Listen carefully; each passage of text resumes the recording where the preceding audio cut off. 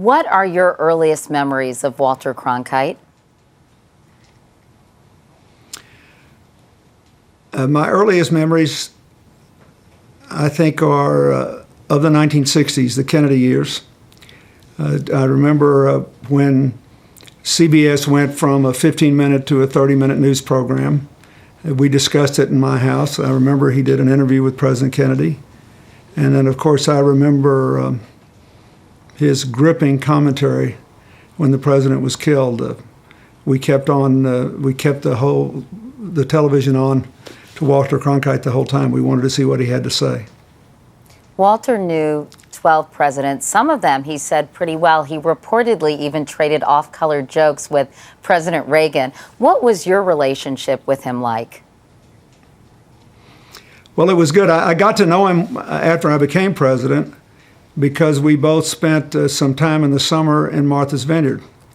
And we started going to a number of parties together. And then in 1998, when I was there, not long before the midterm elections, which came out very well for us, and at a time when we were concerned about the African embassy bombings, and I was looking for opportunities to strike back at Osama bin Laden and al-Qaeda, he called me one day and invited Hillary and Chelsea and me to go sailing with him and with Betsy, and we had the most wonderful day. It was a kind and generous thing to do, and we went out together, and he was then, I think, 81, and already he was still a great sailor, and we had a great day out there. And then after I left the White House and I got on the speaking circuit, I just fortuitously ran into him quite frequently.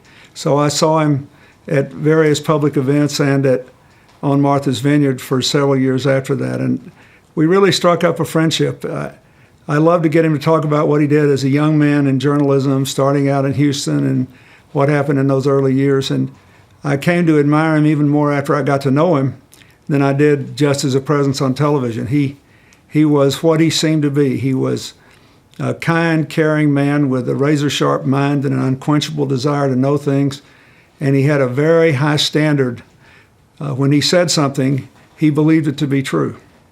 Some people say, President Clinton, that presidents feared Walter Cronkite because if he was critical of a policy, he could make things very difficult.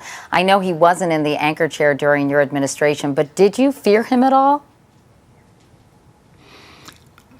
I didn't fear him, but I wanted to know what he thought. And when I was president, of course, he did those science programs for a while after he left CBS, and then he did a number of other public forums where I thought what he was trying to do really was to inspire the values and the practices that he embraced in other journalists and also in the larger public discourse.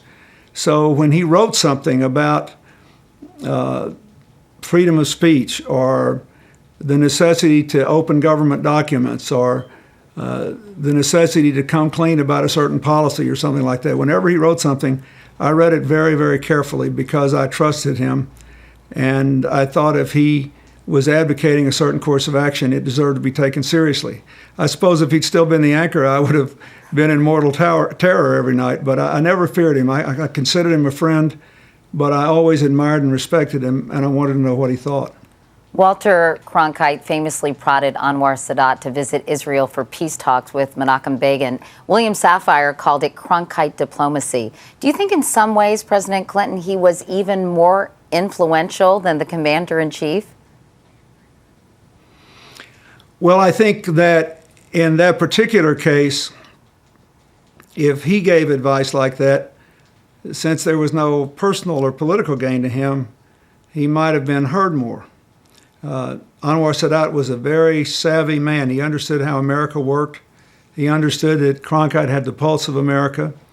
And he understood that if he did that, if he took the risks for peace of going to Israel, speaking to the Knesset, even if he gave a very tough speech, which he did do, that he would have it well reported in America and that he had a real chance to prevail. I think that what very often happens when a person like Sadat wants to take a risk for peace, you know it might not work, you know there are no guarantees, you just don't want to be made a fool of.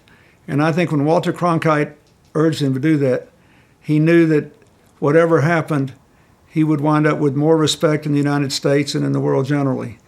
Walter had that kind of influence. He could give you that kind of guarantee without ever making it explicit.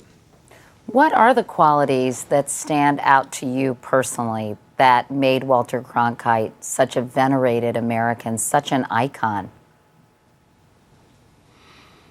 First, I think people could identify with him. He seemed accessible and open. He seemed totally trustworthy, but he was very intelligent, and he had a real desire to know things. And we all got that, all of us who were just watching him. We knew that if he said something, he had researched it, he was confident in his facts, and you never thought he was trying to spin you. We talk a lot in American politics now about the storyline and how when a storyline gets embedded, it's hard to change, even if it's inconsistent with the facts. You never had the feeling that there was a storyline with Walter Cronkite, that he just looked at the facts, did his best to find out what was going on, and then told them to you. It made him incredibly trusted, and that's a very valuable commodity because all of us need someone else to go find out a set of facts necessary to be good citizens that we don't have time to find out. He did that for us, and he did it in a way that I think no one has since. He was amazingly gifted at it. Do you think you've ever seen someone celebrated and remembered with such respect and reverence? Not in the media, really. And I say that not because there aren't other media people worthy of respect, even reverence, but I think that it's important. He came into television news when it was young, when the networks were only doing 15-minute programs. Then you went to the 30-minute programs. It was a momentous time in America in the 60s and 70s, lots of things going on, lots of real raw news to report. There were only 3 networks, enough to have competition and keep each other honest, but few enough so that everybody could get market share and could afford to staff out these news departments with the seasoned reporters and investigators. The whole thing had a certain vibrancy but stability that Cronkite came to embody. So he was a uniquely gifted and I think a very good man, but he also came of age at a time when all of his strengths could flower. And it was a good thing for America, and I think a good thing for journalism. I think he made a lot of young people want to be journalists. I know when I was 22, I had a brief period of disillusionment with the thought of a life in public service, and the only other thing I thought about doing then was going into journalism. He was a big reason why. I just thought he was great. And who knows, you might have my job if you had made that decision. I doubt it. I doubt it. President Clinton, thank you so much for talking with us and sharing your memories of Walter Cronkite tonight. We really appreciate it. Thank you. As I said, he was a great citizen, but he was also a profoundly good man. I don't think we should lose sight of that. All those professional gifts emanated from a very good core. And that's something that's beyond training. It's just who he was.